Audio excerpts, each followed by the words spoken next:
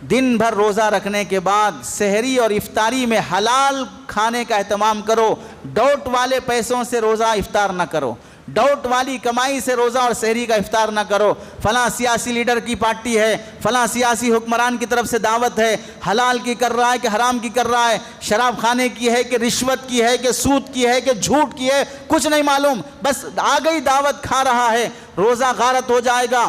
ایک کھجور جو اپنے حلال محنت سے کمایا ہے اس سے کر لو، ڈاؤٹ والے روزے سے اگر کھاؤ گے سارے دن بھوکا رہ کر حرام کا لقمہ پیٹ میں جانے کے بعد پورا ثواب غارت ہو جائے گا۔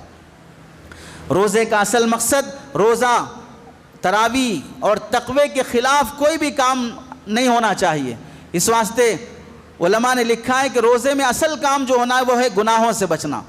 گناہوں سے بچنے کی مثال علماء نے لکھی ہے، دو مثالیں سمجھیں۔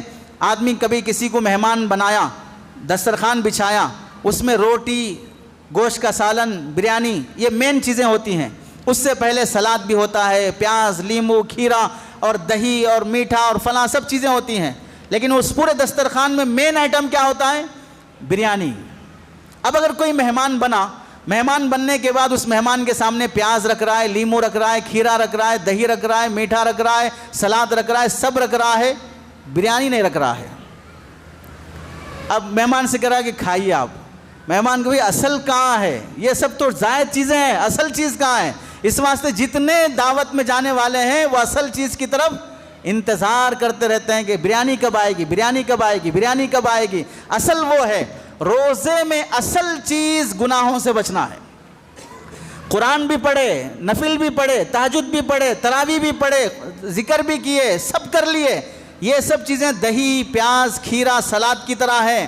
اصل بریانی جو چیز ہے وہ ہے گناہوں سے بچنا۔ اگر گناہوں سے نہیں بچے، باقی ساری عبادتیں کر رہے ہو تو اللہ کے نزدیک یہ کوئی روزہ ہی نہیں ہے، یہ عبادت ہی نہیں ہے۔ اس واسطے گناہوں سے بچنے کا اہتمام کرو۔